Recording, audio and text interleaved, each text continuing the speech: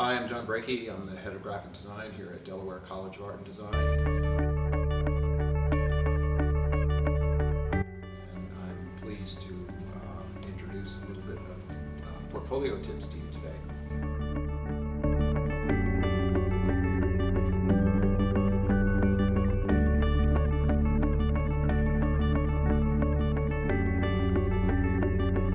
Creativity that you're pouring into your portfolios now is what is a continuum of your artistic endeavors and energies for the rest of your life. If you have to remake your portfolio once, you're going to remake it 100 times. Don't sweat it, enjoy it, have fun with it. And this is my Tuesday tip for your portfolio. Don't sweat it, have fun.